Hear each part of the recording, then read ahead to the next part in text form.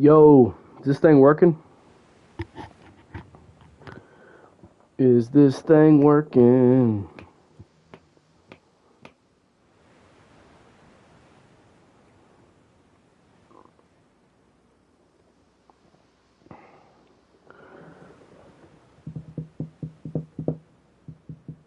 Behind the scenes. Jackson Party.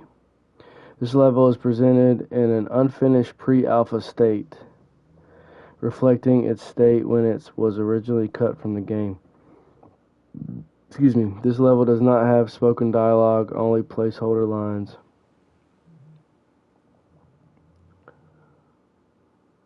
Cool.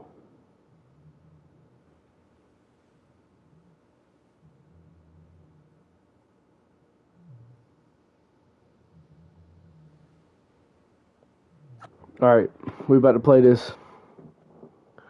We about to play this. Is this working?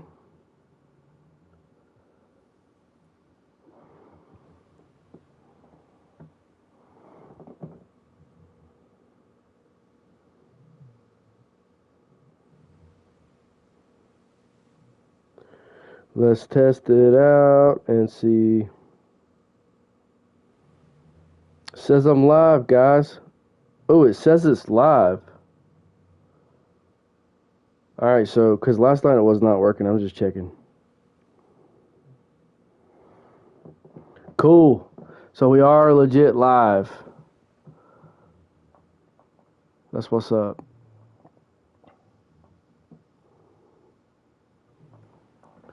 We are legit live. Alright, here we go. Lost levels, baby. Jackson Party. Oh, crap. I can't read the thing. Hang on. I gotta move you guys.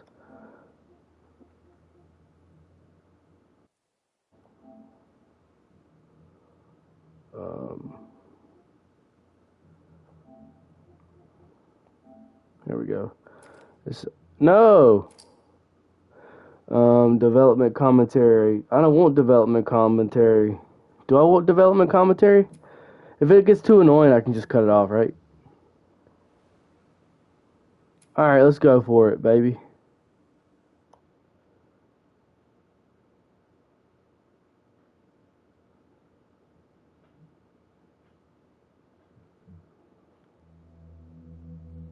You're about to play an unfinished level from The Last of Us Part 2.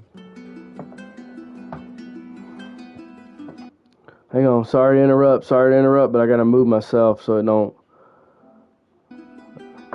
The reason we added this section is there are a few sequences, and we picked the 3 of the best ones, that we cut from the game. You know, often we build a game that's much bigger than what ends up being the final product.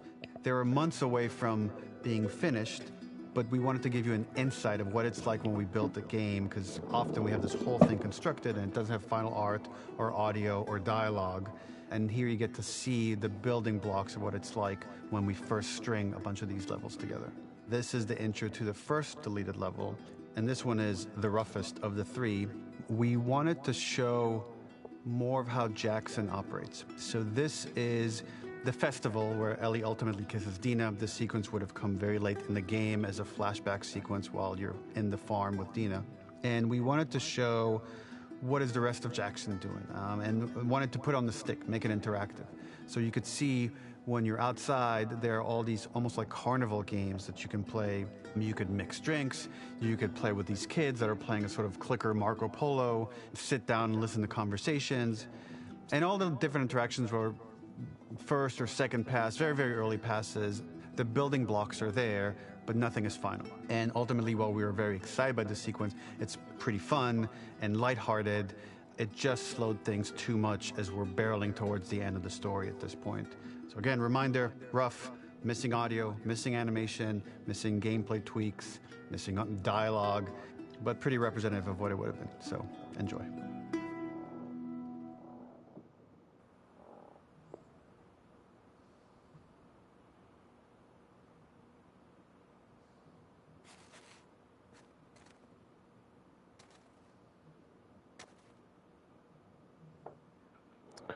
This is weird.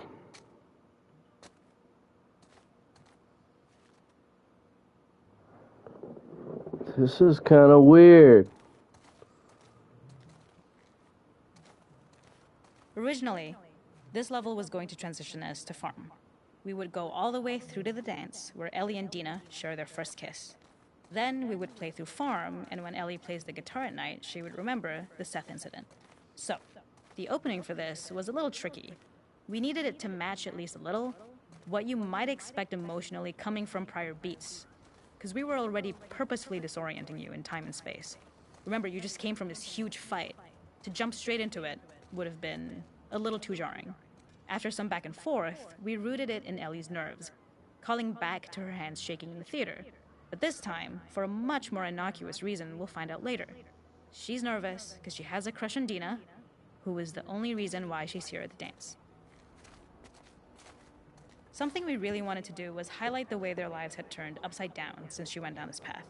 We had this idea of recontextualizing all of our usual gameplay mechanics that were designed for really violent ends. The workbench, door bashes, throwable weapons, and even the infected, which is my personal favorite. Peppered throughout the level are moments of levity or shared history, all the while seeing how happy and mundane they all were before her huge revenge odyssey.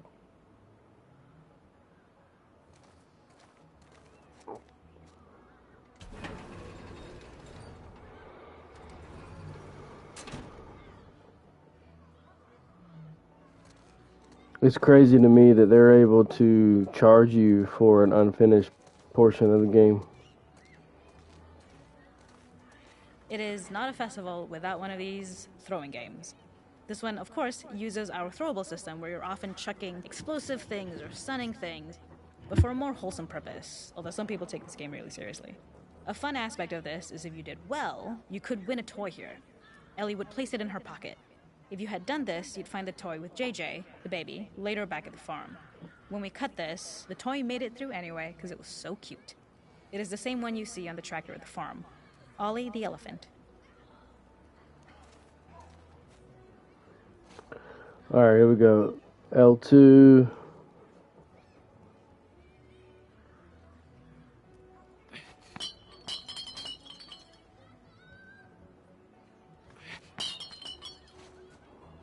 Did it. Where's my toy, bro? Where's my toy? I just did it.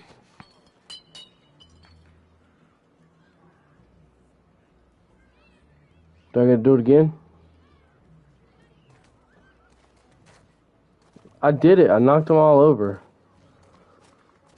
You gonna let me do it again, bro?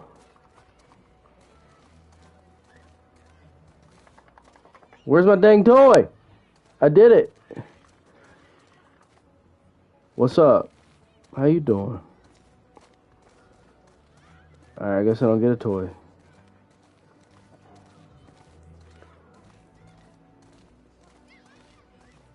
This is one of my favorite sections because I think that it achieves both the slice of life aspect of Jackson while also being a stark reminder of how dark the world that they live in really, really is. To attract attention and curiosity, one of the kids was supposed to make this adorable, messed up little clicker impression, and the others would giggle. We tried a version where if you got close enough, the kid might try and follow you a little before turning back. Since clickers are blind and move by echolocation, for this game of messed up tag, Ellie must close her eyes and listen for when the children give themselves away. The thought was that these kids are in relative safety. They still grow up with the dangers of clickers and runners, and all those lessons would embed themselves in the games that they play. When the festival got cut, they tried to preserve this moment and move it to the front of the game where the snowball fight is, as a tutorial. However, being in the headspace of a clicker doesn't really teach you how to deal with them. Eventually, it evolved, and they instead made the snowball fight, which was, I think, way more effective.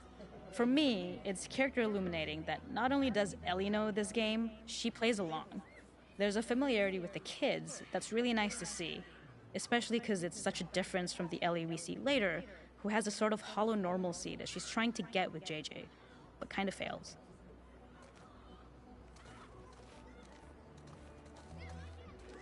Interesting. Alright, let's move on.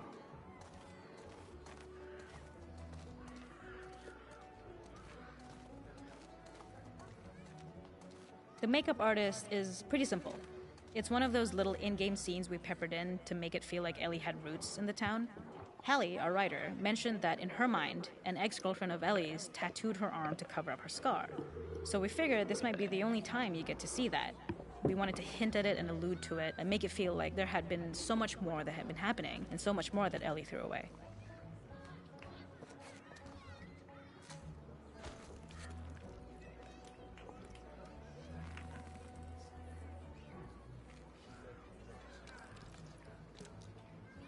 So weird.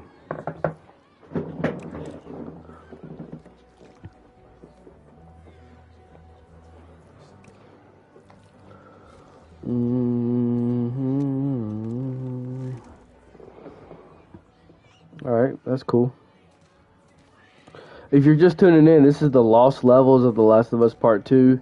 This is one of 3 games you get, or levels you get, if you buy the remastered version. These levels aren't done.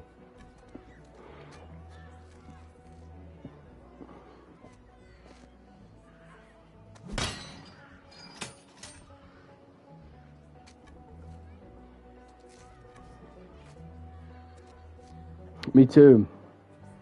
Wasn't sure if it's gonna, because it did not work last night. I think because so many people were trying to do it.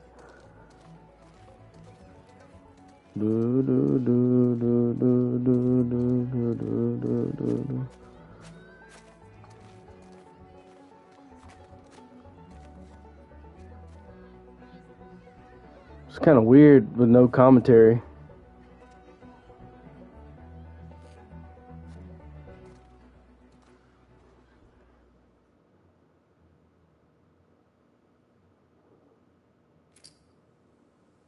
That's it?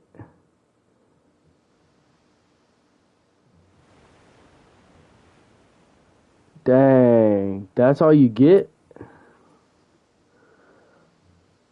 Alright.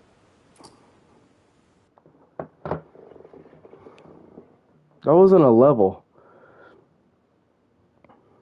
That was a scene.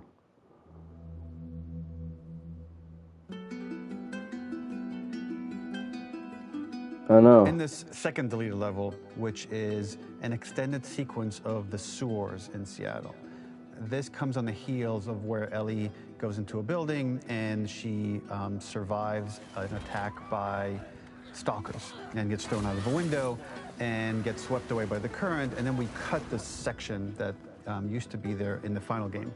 Now you will get to play it. So this was a way to get a bit more interesting puzzles, interesting traversal, figure out how Ellie can navigate the sewers with the fighting current. Ultimately, with a lot of these levels and these sequences, the reason why we cut them were for pacing purposes. But here it is for you in this very kind of raw form that part of it will feel finished, parts of it will feel like assets are missing as far as audio, animation won't be final, but it's a glimpse into what a game looks like when it's months away from finishing. Enjoy.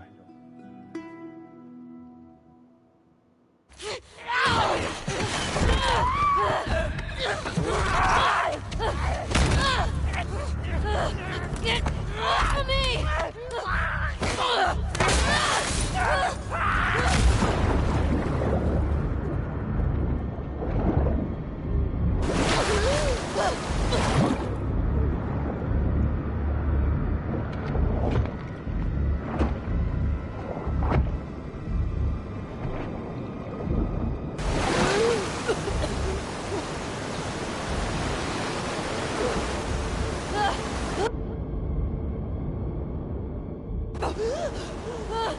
Dude, I'm drowning over here. Holy crap, I'm drowning. I'm freaking drowning, bro. Over here drowning. Okay. Okay. Alright, bro, get somewhere. Where am I supposed to go?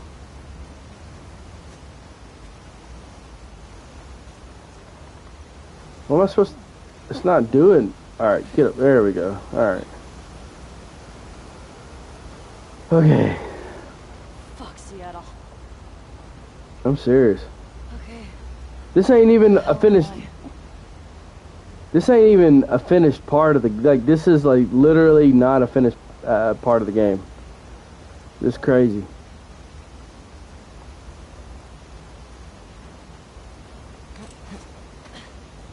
The ladder acts as an immediate goal for the player, but being able to climb out is not going to be so easy. To keep levels interesting and engaging, we alternate between positive and negative values the player experiences.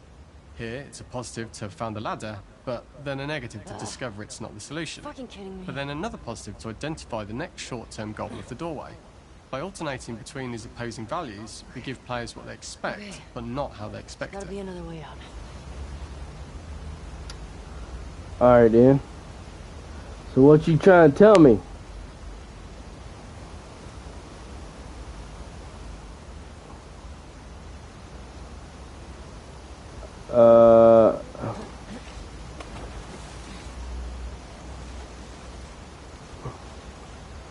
Where's the doorway, dude? Hold up. Where the heck's the doorway? He said, is it right there?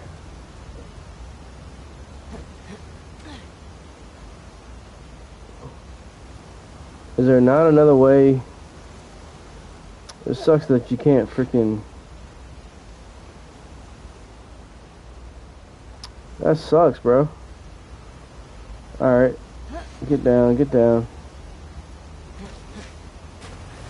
Go, jump, run. There's gotta be another way. Can I not go on that side? It won't let me go that way. I have to go this way? This is embarrassing. Yeah, it won't let me go that way. I have to go this way. So, there has to be... What about going across? Yeah. So when I go to jump across, it just knocks me forward. Let me listen to what he said again. The ladder acts as an immediate goal for the player, but being able to climb out is not going to be so easy. To keep levels interesting and engaging, we alternate between positive and negative values the player experiences. Here, it's a positive to have found a ladder, but then a negative to discover it's not the solution. But then another positive to identify the next short-term goal of the doorway. By alternating between these opposing values, we give players what they expect, but not how they expect it. Alright. So...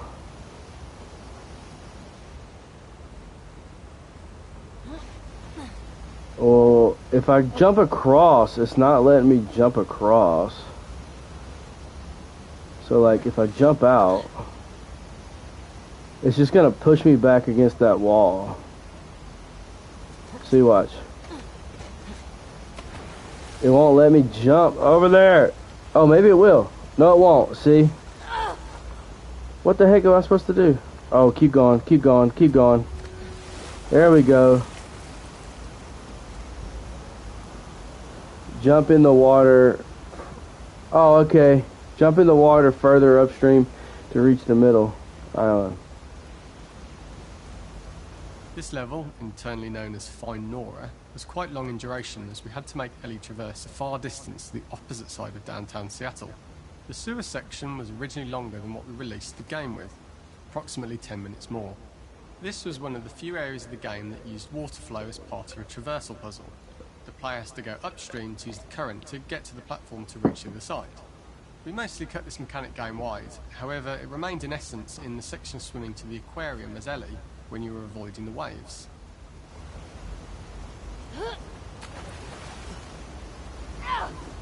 Get it. There we go.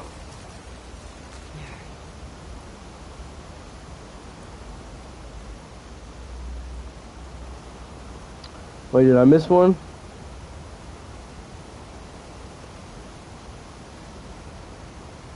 Okay. When players reach the doorway and enter into the room, they're faced with a dead end. The real reason for this dead-end room is that on the reversal when exiting back out of the doorway, players are faced with the route onwards. A pipe that they'd not been able to see when they were swept past it on the way in, and something that was hidden from view when on the side platforms. The intention here being that the only option is to go off the standard path in order to search for a way out.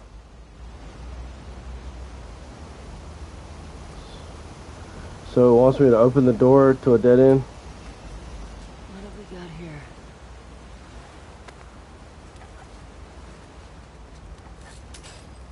Sweet.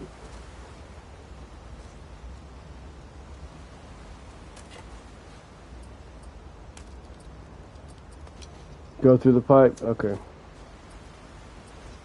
You got it. I will go through the pipe.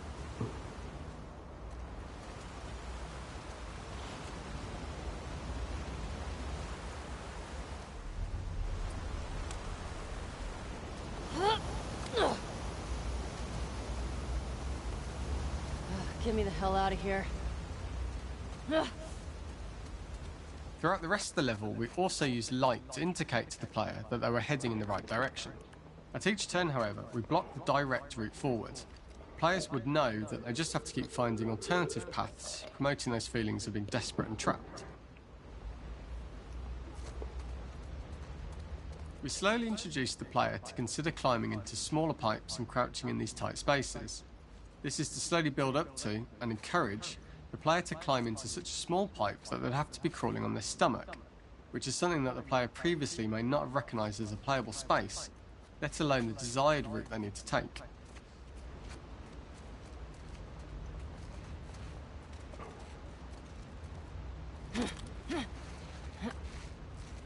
Can't see shit. We Up and added a out. tiny space just to reward the Keep player's going up and out. exploration with a pickup item, and we made sure it was something that made sense that you'd find in this area. A canister and all the garbage that had been washed into the sewers from the surface.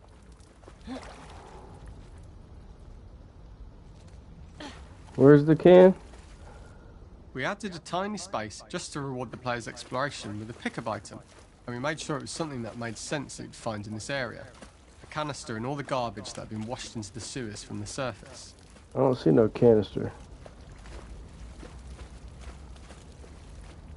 What an award. We loved the idea of making Ellie prone through a tiny dirty pipe in order to get out, as it was a great opportunity to use our prone mechanic. A unique camera setup was created to support crawling in these pipes, as the standard prone camera is much higher above the player. We also created custom collision in order for Ellie to manoeuvre in these tight spaces easily. Initially, the shit, oblong Ellie. collision capsule around her character caused issues crawling around corners.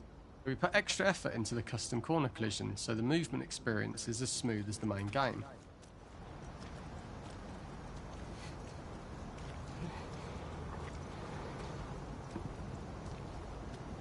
Kind of wild.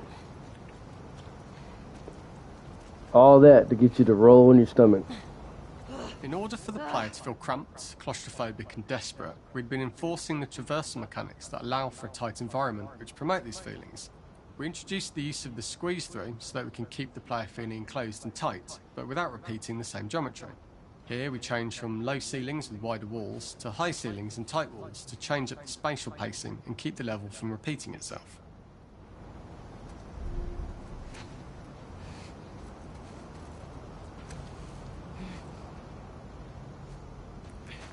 There's something in that pipe.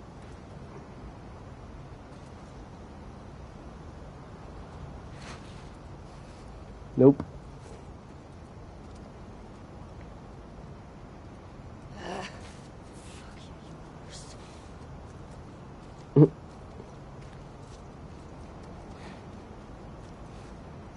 So this is the second level. I mean, Shitty place to die.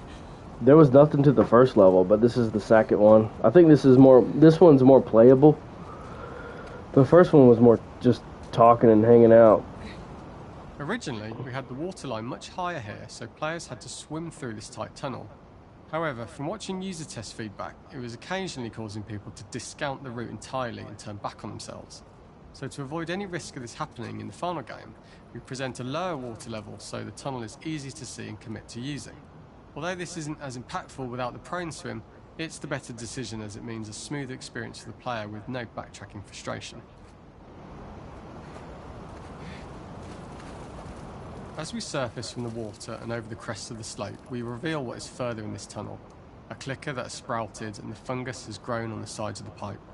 It was great to see people who user tested this area becoming increasingly worried as we forced the player to squeeze past the fungus and inches away from the clicker's face, all the time not being sure whether the clicker might be alive or attack them. Although we aren't as cruel as to force a clicker attack in such close proximity, we do have a payoff for this moment.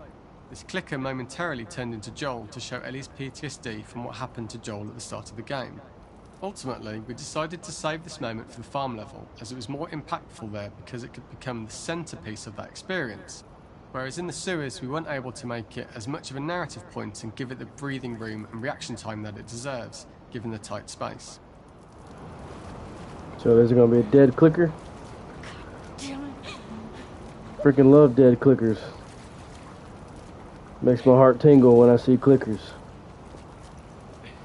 I'm just kidding, I freaking hate clickers.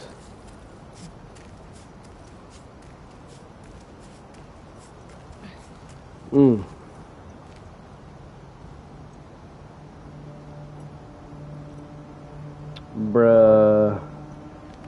My freaking thing is dying? Oh, what the frick? Did you see that? That's messy, dude. That's messy, bro. Oh, shit!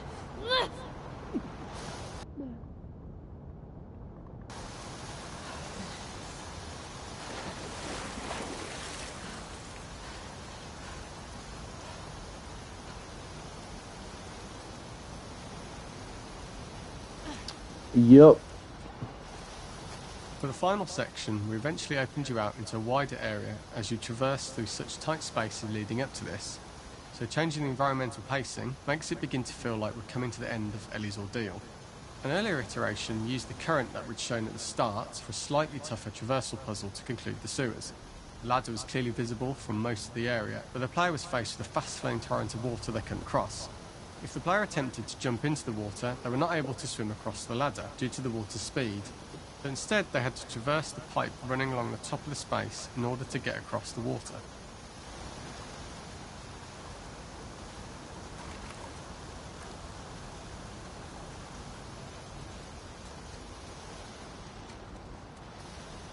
What'd he say, dude? I gotta jump across?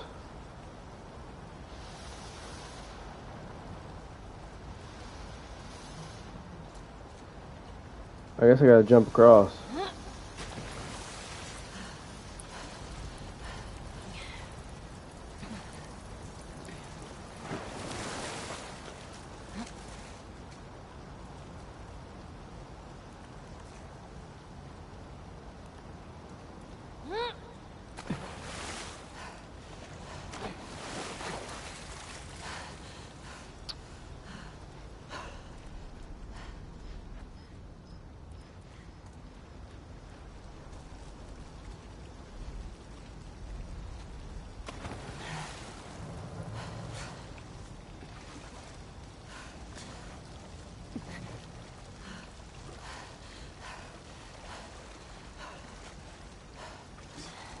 What the heck am I supposed to do here, bruh?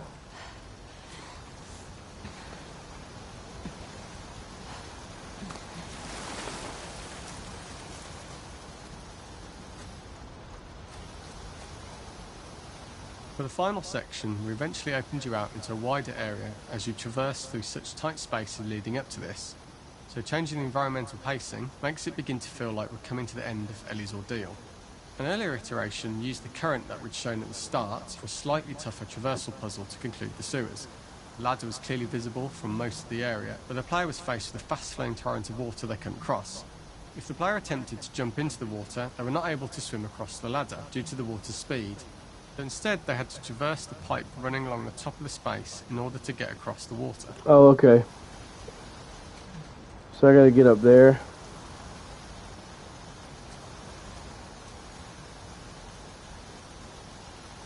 Hold on, I'm actually watching the ending of.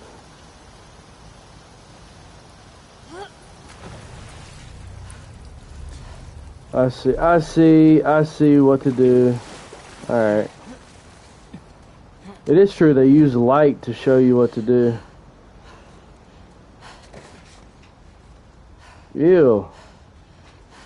Using this pipe was retained in the iteration we shipped with, as it's the last of the extreme methods Ellie has to undergo in order to escape the sewers, and what she will go through in her pursuit of revenge.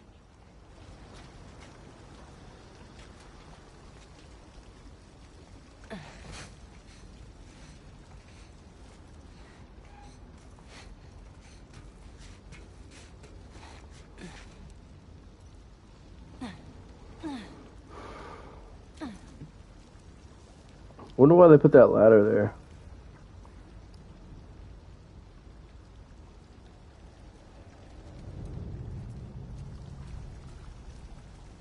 The last ladder climb is quite lengthy, and although we could have trimmed it down to a shorter climb, we liked how this last segment of the journey built anticipation for whether there was success at the top or not after all you've been through. Ultimately, the ladder exits out into the subway station, which is how it connects in the final game. Ellie then has to find her way to the hospital from here, crossing paths with the scars for the first time. Cool. That's what's up.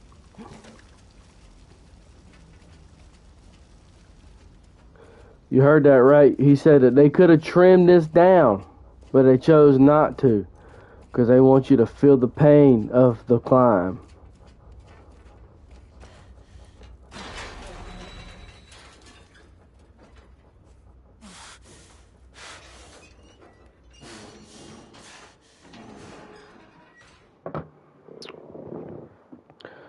All right. The scars are like it's like a faction. Last one. The hunt, baby. Ellie follows a trail of blood to an abandoned general store.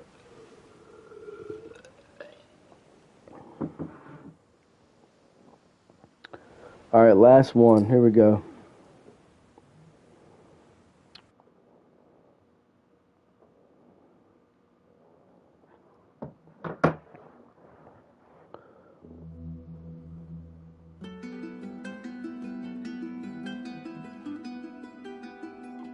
For this third and final deleted level, what we call the boar hunt sequence, this was a sequence pretty late in the game. It was right after the whole Seattle Abby sequence where Abby spares Ellie.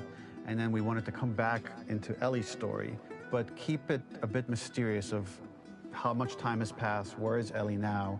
So we're coming in on Ellie and she's following a trail of blood.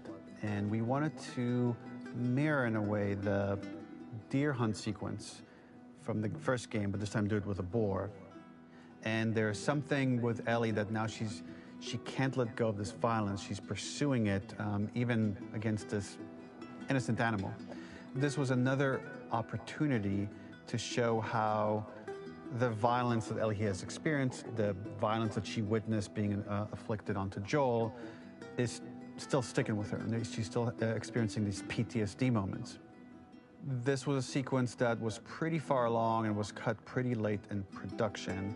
Parts of it are still really rough, but the gameplay, the building blocks were all there. I think you'll have fun to see, like, again, a rough, unfinished sequence that you can play. You can see all the way to the end, and including a cinematic that we end up cutting. And the remnants of the sequence ended up being mentioned in Ellie's journal. So this part of the story that we developed still made its way into the game as kind of optional stuff that you could read about, but here you get to experience it. So as a reminder, this is pretty rough, months away from being finished, but you get to see it now. These are quick because these aren't actual levels. They're basically scenes. So this is the third. This one looks most well done. I mean, the grass and everything looks pretty much up to par, but they cut it out. Sorry, I'm doing too many things at one time, guys. All right. So the boar hunt was one of the hardest levels for me to work on. It was a huge challenge with the systems that we had, and we kept trying, but it never felt quite right. Originally, the level happened after the Jackson Festival, which also got cut, but before Farm. Once the festival got cut, it became the prologue to Farm. The intended experience is that we jump forward in time after the fight with Abby in the theater. We don't know where Dina is. We likely assume she's dead because she was just bleeding out. Ellie is alone. Her hair is short. So maybe this is the future or the present. And she's hunting. Hunting who? Abby still?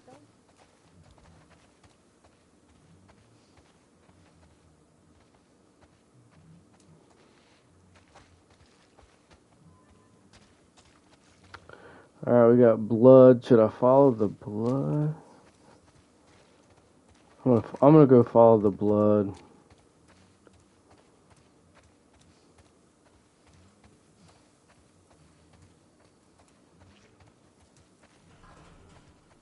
In early iterations of the fight, it was more arena-like. The player slowly whittles down the boar's health. Ellie gets more visceral and more vicious. We get a little worried about her. As the boar gets weaker, more panicked, more feral, and we start feeling sympathetic to the boar, was the hope. In all of these iterations, especially of these wider areas, it required custom AI and scripting to make sure it continued to feel organic as an animal, but we really needed it to do specific stuff. It needed to be able to close distances really, really quickly. It needed to charge to attack, but we wanted the feeling of hunting, so we needed to track it down from afar. And we also needed to discourage the player from attacking the boar when it's that close, or it would kind of turn into this melee kerfuffle. How do we do this in our world while keeping the boar believable?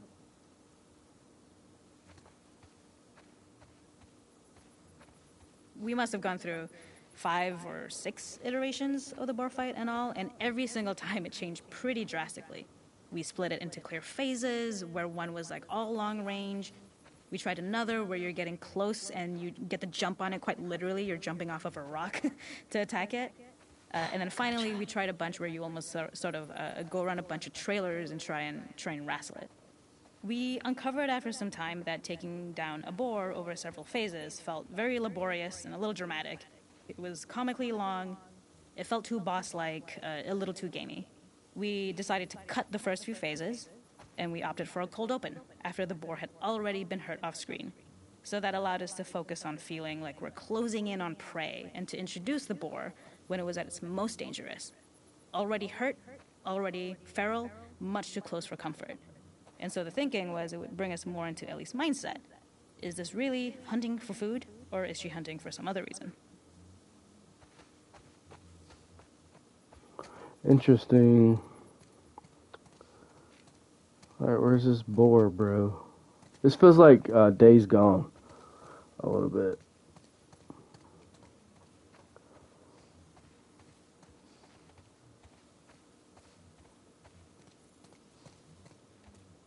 The gas station was built to highlight the boar's destructiveness. Since it's cramped, the boar feels larger. We also feel trapped with it, though perhaps it's trapped with us. When it charges, it gets to us quickly, so we must be on our toes. This made it more aligned with Ellie's sort of hunting for trouble mindset. Listening became more important, as well as moving around slowly so it didn't hear you. Could you spot it before it saw or heard you? And could you get a shot off quickly enough so you could dodge out of the way? Or is the shot worth the cost after? It feels like a gamble. By the end of the fight, everything would likely be in shambles. The boar would burst through the back, and Ellie would follow it and finally enact revenge. Okay. I can't see shit.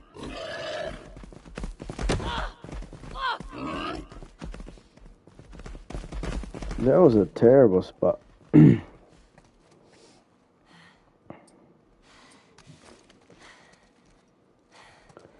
Guess we're about to go hunting.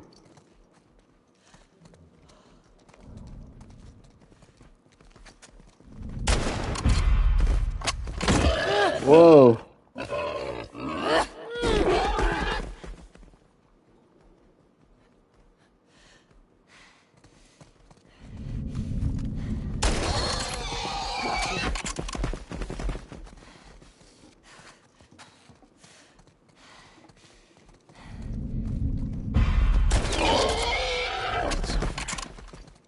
Bro, how many kills is it?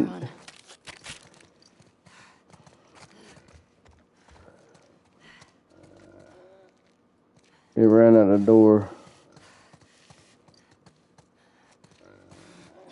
The boar kill was supposed to be anything but glorious.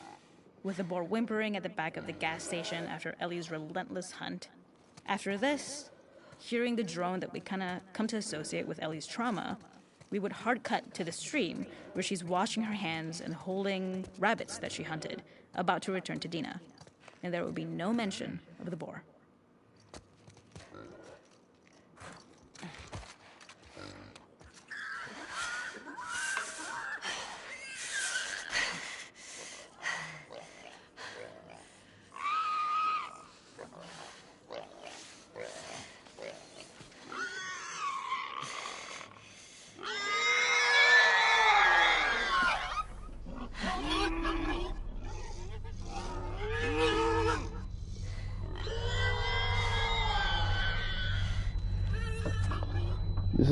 disturbing, guys. It's a little messed up. You going? I don't think you're killing. Did you? That's it. Thank goodness, because I really didn't want to see her destroy the boar anyway. Alright, guys, so that is the 3 lost levels. And unfortunately, this wasn't a level. This was more of a puzzle, and this one was more of a... I thought these were like legit levels. They're not legit levels. It's kind of a letdown. But what we're going to do is... These are all the concept arts you get when you buy the game.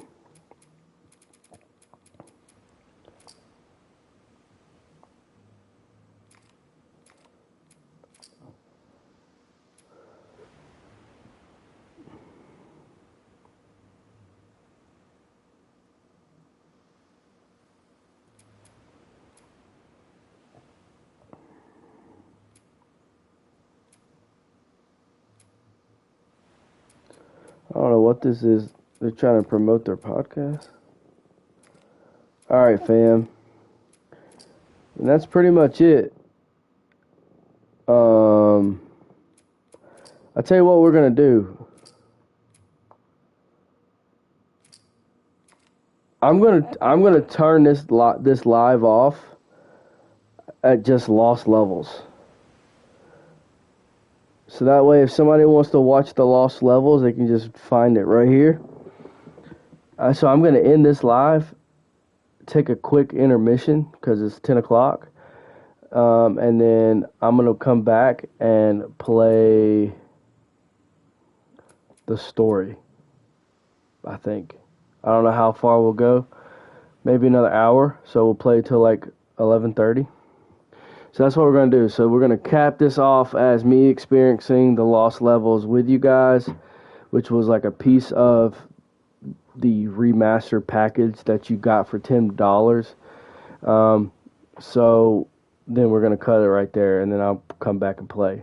All right, so when we come back, we will play the story, and I'll probably play it on New Game Plus, and I'll talk more about that when we come on again. All right, see you in a minute. Thanks for coming. Thanks, guys, for changing my life. I appreciate you all. See you in a minute.